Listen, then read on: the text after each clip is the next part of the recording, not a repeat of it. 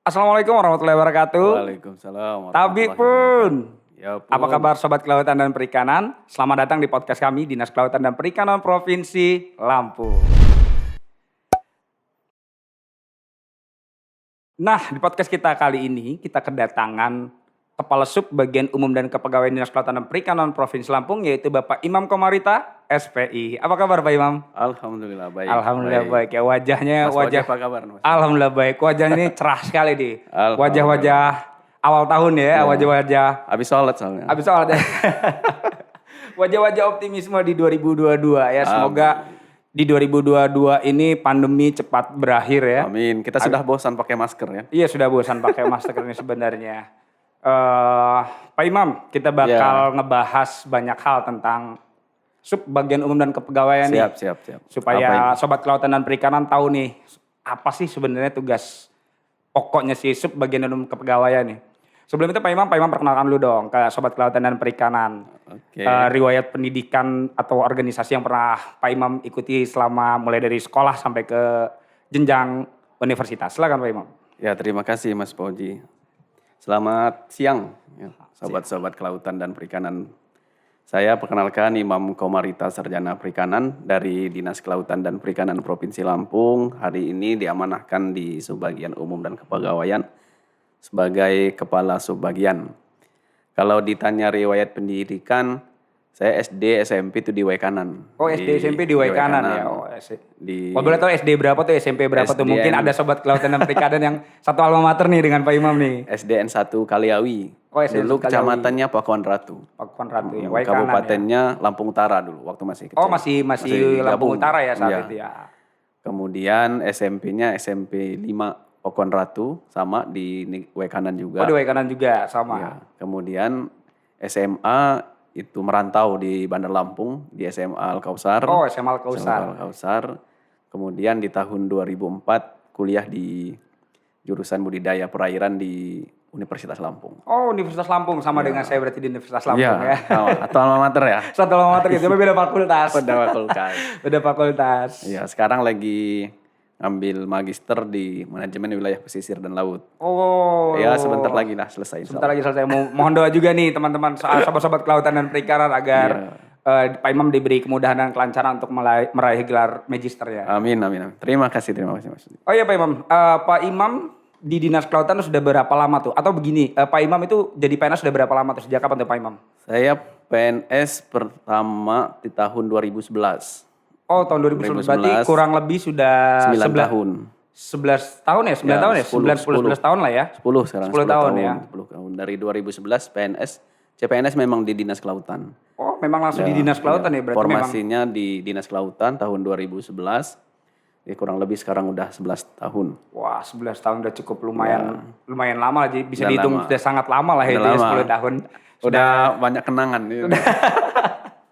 Nah, kalau riwayat jabatan nih sebelum jadi kepala sub bagian umum dan kepegawaian, sebelumnya Pak Imam di mana tuh? Dulu penempatan pertama kali dapat surat perintah tugas.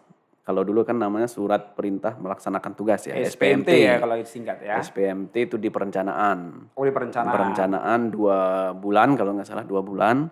Setelah itu dapat surat perintah tugas di pengawasan sumber daya kelautan perikanan PSDKP. PSDKP. Seksi PSDKP di bidang dulu namanya bidang KP3K dan PSDKP. Oh, bidang KP3K dan PSDKP yang kalau sekarang sudah dipisah ya? Sudah dipisah antara sekarang PRL dan PSDKP. Iya, PRL itu pengelolaan ruang laut dan PSDK, pengawasan sumber daya kelautan. pengawasan sumber daya kelautan dan perikanan, sobat kelautan dan perikanan. Kemudian itu 7 tahun kayaknya. Oh, 7 tahun ya, berarti 7 lama tahun, juga ya. Itu lama. kayaknya yang paling lama deh. Paling kayaknya. lama di situ. Paling lama di situ ya. Kemudian di tahun 2018, ya kan 2018 pada saat pemisahan antara KP3K dan PSDKP, berdiri sendiri bidang PRL dan PSDKP. Saya di bidang PRL. Oh, tetap di bidang PRL ya, Bidang pengelolaan PRL, ruang laut pengelolaan ya. ruang laut di seksi jasa kelautan. Makanya ngambilnya juga MPPL. magisternya Ya, magister yang manajemen wilayah berkaitan pesisir dan ya, laut. wilayah pesisir dan laut. Itu yang linier. Kemudian di situ 5 tahun kalau tidak salah. 5 tahun. Antara ya. 4 sampai 5 tahun lah. Nah, tugasnya di perizinan ruang laut, Di perizinan ruang laut. pemetaan gitu. Wah, itu Luar biasa itu ya. Dulu Mas Fauji nih banyak bantu anjap ABK-nya. Tugasnya luar biasa itu. Nah, Pak Imam, sekarang kan Pak Imam sebagai kepala sub bagian dan kepala sub bagian umum dan kepegawaian ya. Iya. Nah, tugas pokok dan fungsinya apa aja tuh? Sub bagian umum dan kepegawaian itu. Iya. Sebagian umum dan pegawaian itu saya bagi 3 ya sebenarnya. Oh 3 ya. Kalau saya taunya kan kalau mungkin masyarakat sobat kelautan dan perikanan nih taunya umum dan kepegawaian. Ternyata ada 3 nih. Iya, ada 3. Kalau dibagi Tupoksi lagi. secara umum ya. Yang pertama umum, yang kedua kepegawaian, yang ketiga kehumasan. Nah, kalau di Jawa Barat, di Dinas Kelautan Perikanan Jawa Barat, Kasubag Umum Kepegawaian merangkap Kasubag Kehumasan. Jadi Kasubag Umum, Kepegawaian dan Kehumasan. Oh ada Iya, 3 jadi ada ya. 3 kalau di Jawa Barat. Kalau nanya teman-teman di Jawa Barat memang begitu. Jadi mereka Kasubag Umum, Kepegawaian dan Kehumasan. Karena kehumasan itu penting Mas Fauji. Bener banget. Di refleksi akhir tahun yang diadakan oleh Bapeda Provinsi Lampung, salah satu masukan dari Ketua MUI sekaligus Rektor Universitas Islam Negeri Lampung. Di UIN Raden Intan Lampung, banyak kegiatan yang dilakukan oleh pemerintah provinsi tapi tidak tersosialisasikan dengan baik. Oh, Nah, karena iya. peran kehumasannya kurang. Jadi orang gitu taunya nggak kerja gitu. Iya benar. Iya. Mungkin orang taunya katanya ini apa nih kinerjanya gitu Iya, ya. apa kinerjanya? Karena memang jarang dipublikasikan gitu. Oh iya benar banget itu. Jadi makanya saya bagi coba 3 itu ya. Yang pertama terkait umum, biasa misalnya surat menyurat. Surat menyurat, Ya, administrasi surat menyurat administrasi lah ya. surat menyurat, kemudian perawatan kantor, tata laksana, surat menyurat itu. Kemudian yang kepegawaian, urusannya kepada manusia. Ini sih repot nih, kalau misalnya tidak adil bisa ribut. Jumlah pegawainya berapa tuh di Dinas Jumlah Kelautan? pegawai sekarang, Kalau PNS jumlahnya berapa tuh? kalau PNS sekarang 121. 121 PNS, ya. Ya. Dengan jumlah tenaga kontraknya berapa tuh jumlahnya? PTHL-nya sekarang 40. Oh, 40 orang. 40 orang. Kemudian ada juga yang tenaga sukarela ya, TKS Tenaga ya. sukarela ya. Itu jumlahnya kalau tidak salah 24. 24. Itu biasanya di UPT karena kan kita punya 5 UPT ya. 5 UPT yang tempatnya berjauhan, satu di Labuhan Maringgai, satu di Lempasing, satu di Kota Agung. Kadang dengan sumber daya manusia yang hanya 121 PNS itu tidak tercover. Maka sedang ya di lain pihak banyak pegawainya kan yang domisili di Bandar Lampung Iya, kan. benar. Jadi mereka memberdayakan warga yang di sekitar. Warga yang di sekitar situ ya. Oh itu dia sedikit gambarannya tentang urusan kepegawaian tadi ya, kepegawaian tadi ya. Nah, ini kehumasan. Kehumasan satu lagi nih. Kita kehumasan. Nah, alhamdulillah Ibu Kepala Dinas kita, Ibu Insinyur Lisa Derni, sangat concern di kehumasan ini, Mas Fauji. Iya, salah satunya adalah produk kita hari ini ya. Iya, produk kita hari ini adanya podcast, kemudian kita masukkan ke YouTube, kemudian di sosmed yang lain, misalnya IG, Instagram, Facebook, web gitu. Bukan dalam rangka kita untuk ria ya. Iya, Tapi memang orang pengen tahu apa yang dikerjakan. apa sih yang dikerjakan oleh Dinas Kelautan dan Perikanan ini? Karena kita ini pakai dananya dana publik, dana negara, Dana negara. maka harus kita pertanggungjawabkan kepada pemilik negara. Ya. Pemilik negara itu masyarakat. Masyarakat. Iya. Benar banget. Kalau yang di DPR itu kan wakil rakyat kan. Wakil. Kalau pemiliknya negara ini ya masyarakat. masyarakat. Nah, kita Benar harus kasih tahu mereka. Mungkin seperti itu yang tupoksinya. Tupoksinya seperti ya benar banget. Jadi perlunya publikasi terhadap kinerja setiap OPD yang ada di Dinas Kelautan di pemerintah Provinsi Lampung. Salah satunya yang sudah kita lakukan ini melalui podcast Dinas Kelautan dan Perikanan Provinsi Lampung ini. Semoga istiqomah podcastnya. Amin. Oke, Pak Imam, tadi kan ada tiga tugas pokok dan fungsi itu. Kendalanya di mana aja sih dari tiga tugas pokok dan fungsi ini? Pasti kalau saya ngeliat tadi Pak Imam yang concernnya itu ke sumber daya manusia tadi 121 pegawai negeri sipil, 40 PTHL dan 24 ya tadi ya. Ya, TKS. TKS tadi pasti kan memiliki kendala tuh hampir 200 total pegawai dengan berbagai background yang berbeda tuh. Ya. Kendala kita yang pertama itu ya, karena kan kita ini pekerjaan atau tupoksi kita ini banyak mengurus tentang hajat hidup per orang. Hajat hidup per orang Iya, hajat hidup per personalnya. per individu ya. Sedangkan per personal itu kan punya cara pikir, punya benar, keinginan, benar. punya kemauan ya berbeda-beda gitu. Ada yang sabar, ada yang pengen cepat-cepat, ada yang santai gitu kan. Ya hal-hal yang begitu yang harus harus punya kesabaran ekstra mungkin menghadapi itu ya. Menghadapi itu, Ya. Kemudian yang kedua, kendala yang kita hadapi ini adalah banyaknya pegawai negeri sipil yang bisa jadi tidak memahami pentingnya administrasi ya. Oh iya, padahal administrasi sangat penting ya. Sangat penting. Administrasi surat menyurat, pengelolaan data itu sangat penting gitu ya. Penting. Bener banget, bener banget. Nah, ketidakpahaman itu yang harus kita yakinkan bahwa administrasi itu penting gitu. Karena banyak kasus tersandungnya seorang itu masalah administrasi. Benar. Kadang-kadang permasalahan di pemerintahan atau di pengelolaan organisasi itu malah administrasi itu ya. Kesalahan dalam administrasi itu kadang-kadang bisa berakibat fatal ya. Benar Mas. Oke, Pak Imam, di era digitalisasi nih, kita kan perlu mendukung program pemerintah yang membuat urusan itu semakin mudah gitu loh. Stakeholder kita tuh semakin mudah dalam menerima pelayanan dari kita. Nah, Dinas Kelautan nih, Pak Imam selaku Subbag Umum dan Kepegawaian yang tadi salah satu tugasnya adalah kehumasan. Apa yang sudah dibuat dan dipersiapkan ke depannya untuk memberikan pelayanan kepada kepegawaian kah atau masyarakat kah? Ya.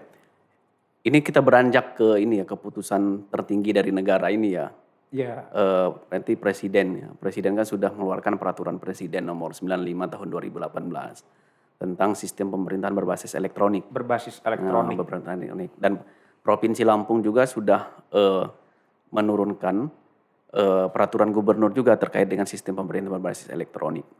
Artinya kegiatan digitalisasi itu bukan sesuatu yang fobia lagi bagi seseorang gitu ya. Iya, memang kita harus bisa mengikuti zaman. Harus mengikuti zaman. Jadi kalau dunia ini berputar, kalau kata orang ya, dunia ini berputar, waktu juga berputar. Kalau tidak ikut berputar dengan waktu dan dunia, kita akan tergilas kan begitu. Wah, itu quotes baru itu. Sobat Kelautan Americana itu quotes baru tuh. Iya. Jadi kita harus menyesuaikan diri. Menyesuaikan diri dengan karena kita harus menyesuaikan dengan tantangan zaman, dengan perubahan, maka Dinas Kelautan Perikanan juga harus menyesuaikan diri dengan itu gitu. Alhamdulillah sekarang pemerintah Provinsi Lampung sudah ada namanya tentang kepegawaian itu sudah banyak aplikasi ya. Aplikasi yang dimiliki untuk mempermudah proses pengurusan kepegawaian. Ya, itu ada Simpedu. Oh, Simpedu. Ya, Simpedu itu apa tuh Simpedu itu supaya Sobat Kelautan Perikanan tahu nih. Sistem manajemen pegawai terpadu, kepegawaian terpadu. Nah, kemudian untuk melihat analisa jabatan dan analisa beban kerja ada Simanja gitu ya. Kemudian juga sekarang sudah diterapkan absensi online gitu lewat Android. Oh, absensi online ya sekarang. Absensi itu udah sekarang udah online nih. Udah online. Sobat Kelautan Perikanan. Tapi memang dibatasi, memang ngambilnya harus di kantornya gitu kan. Ya. Nah, absensi online ini kan salah satu cara kita untuk memutus rantai COVID kalau menurut saya ya. Salah satu caranya ya dengan melakukan absensi secara online ini ya. Karena COVID ini ternyata di samping dia menghancurkan sendi-sendi ekonomi di sisi yang lain, tapi juga ternyata meningkatkan kreativitas anak-anak muda gitu ya. Benar banget. Anak milenial ya. Benar banget tuh. Ya. Kayak keterpaksaan berpikir itu keluar gitu. Sehingga kreatifnya muncul. Kreativitas saat terdesak muncul gitu. Muncul. Contoh ya, podcast ya. Bener banget. Iya, dulu jarang orang podcast ya. Bener banget, dulu orang jarang podcast, orang jarang ngedenger radio. Sekarang nih podcast udah luar biasa. Udah dimana-mana. Menjadi salah satu sarana penyampaian informasi yang ya kalau saya rasa banyak berita-berita pun ngambilnya tuh dari podcast tuh. Iya, banyak yang dari podcast gitu kan. YouTube orang kan. YouTube orang dia vlogger itu. Karena lebih valid ya. Langsung kayak bersangkutan kan. Kemudian yang kedua Zoom. Oh, Zoom ya. Iya, Zoom dulu kan nggak terpikir kita mau rapat jarak jauh. Rapat jarak jauh dengan apa nih kita mau rapat jarak jauh ya. Jadi harus datang, ongkos sekian, akomodasi sekian. Jadi lebih hemat lah. Lebih hemat. Anggaran gitu. Ya. Praktis kan, efisien gitu. Kemudian yang lain juga banyak perkenalan-perkenalan itu kan tidak mesti harus bertemu. Benar. Jadi hal-hal begitu kalau kita tidak mengikuti perkembangan zaman itu kita tergilas juga. Jadi sekarang hampir seluruh pegawai, 121 pegawai itu bisa Zoom. Oh, sudah bisa Zoom Iya, ya? udah bisa Zoom. Gimana caranya bisa Zoom? Karena keterpaksaan Karena itu keterpaksaan tadi, itu tadi. gitu kan. Kalau nggak ngikutin Tergilas Benar gitu. banget. Nah, begitu juga di pemerintah Provinsi Lampung.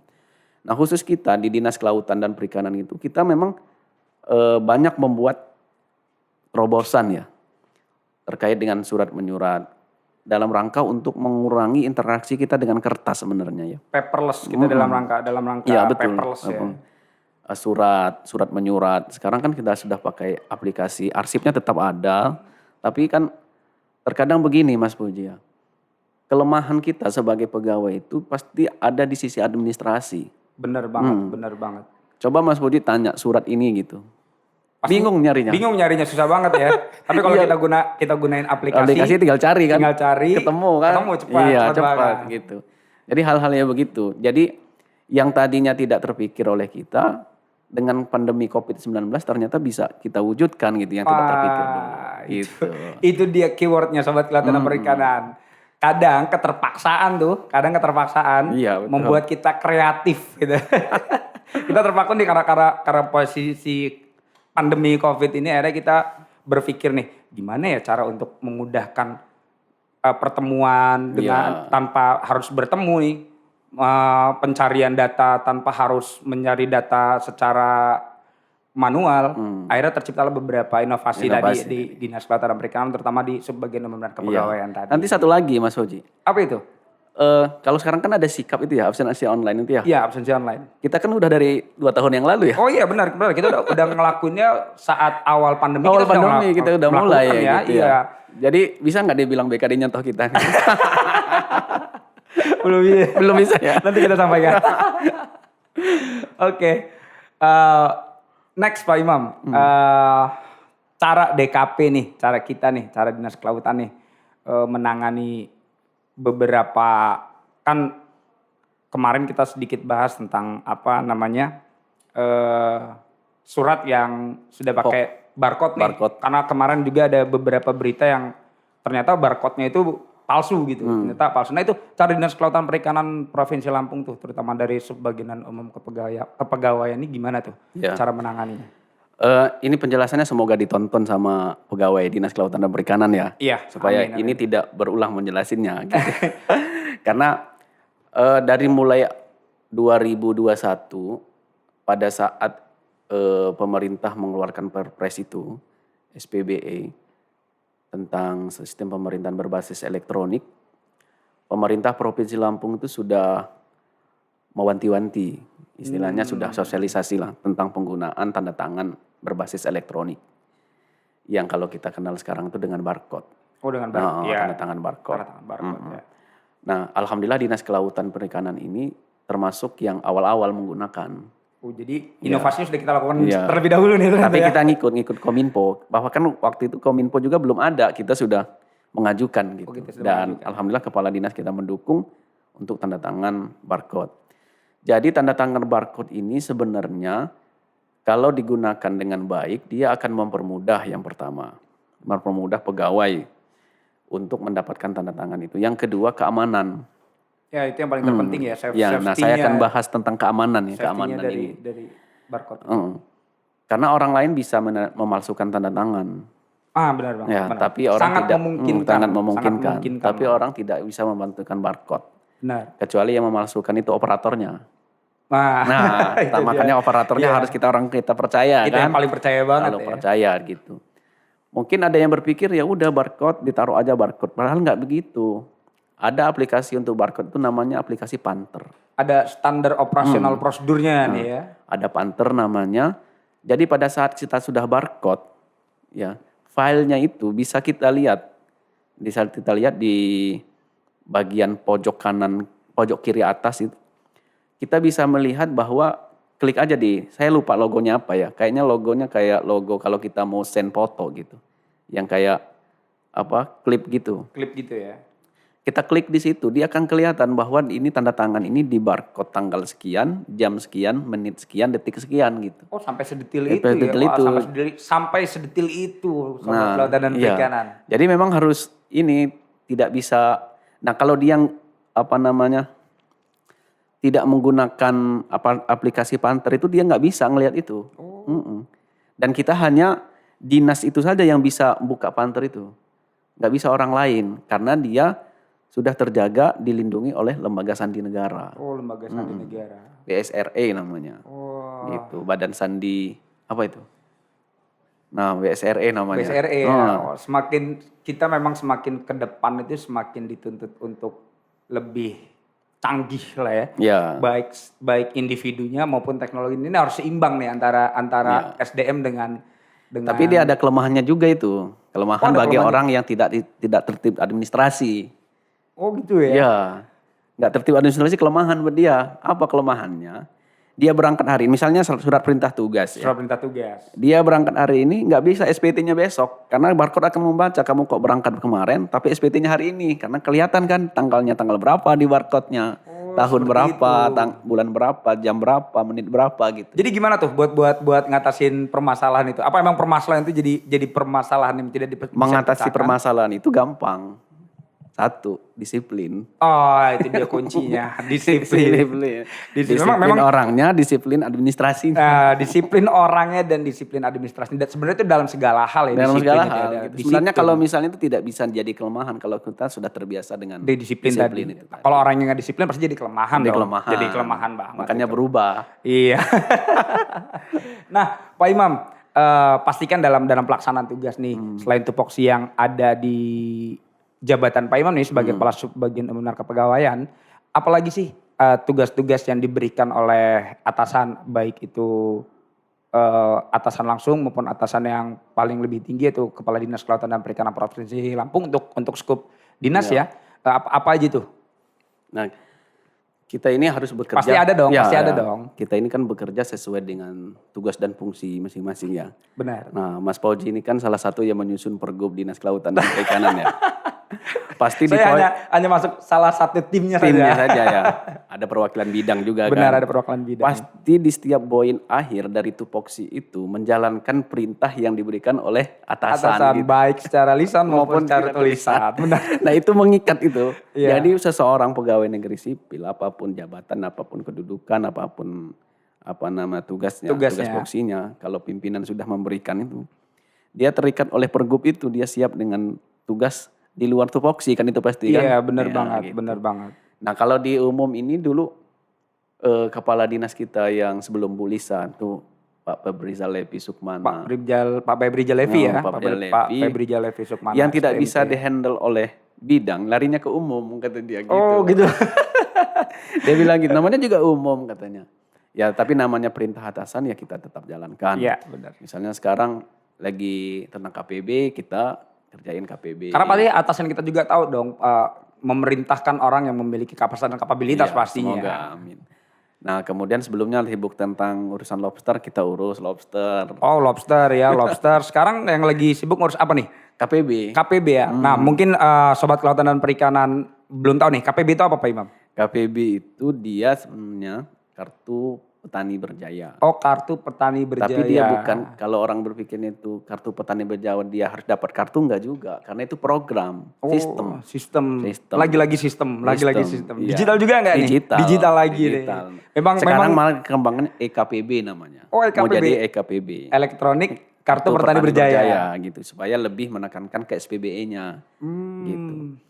Jadi sekarang KPB itu kan banyak, ada beberapa dinas yang terlibat di KPB. Oh, nggak hanya dinas kelautan aja ya, banyak. Tergantung sektornya. Misalnya dinas kelautan yang ngurusin nelayan dan pembudidaya. Kemudian artinya bantuannya bisa kur, bisa pakan, bisa sarana-sarana perikanan, sarana prasarana perikanan. Pertanian pupuk biasanya kan, bibit gitu. Kemudian di dinas pendidikan itu beasiswa untuk anak nelayan, anak petani gitu. Jadi disesuaikan dengan tupoksi dinas itu. Kalau dia dinas perdagangan, berarti dia berkaitan dengan dinas koperasi, dia berarti dengan koperasi, memberikan bantuan kepada koperasi lewat ke program KPB. Oh. Koperasinya koperasi apa? Koperasi nelayan, koperasi tentang yang bergerak di sektor pertanian, perkebunan, peternakan, tapi dia bentuknya koperasi. Nah, yang punya data kan dinas koperasi. Jadi mereka bergerak di situ. Gitu, disesuaikan dengan nomenklatur dinasnya. Nah, kalau kita karena Dinas Kelautan Perikanan, kita cenderung ke nelayan dan pembudidaya. Oh gitu. Jadi fokus kita di program KPB ini adalah nelayan dan pembudidaya. Dan ini merupakan programnya Bapak Gubernur Provinsi Lampung ya? Tertuang dalam RPJMD Provinsi Lampung. Oh itu dia. Salah satu janji Bapak Gubernur adalah nelayan berjaya ya kalau nggak salah ya. Yang mudah-mudahan itu bisa dan saya sangat yakin banget itu bisa terwujud. Amin, amin. Dengan program yang begitu luar biasa seperti ini. Semoga nantinya ke depannya baik nelayan, petani dan seluruh masyarakat yang ada di Provinsi Lampung bisa sejahtera, bisa lebih baik lagi. Amin. Saya doakan juga sebenarnya Mas Fauji cepat dapat jodoh. Amin. Oke, itu tadi bincang kita Sobat Kelautan dan Perikanan dengan Bapak Imam Komarita SPI selaku Kepala Sub Bagian Umum dan Kepegawaian di Dinas Kelautan dan Perikanan Provinsi Lampung. Dan semoga informasi tadi dapat bermanfaat bagi Sobat Kelautan dan Perikanan Provinsi Lampung. Baik, sekian podcast dari kami. Terima kasih telah menonton kami. Assalamualaikum warahmatullahi wabarakatuh. Sampai jumpa di podcast BKP selanjutnya.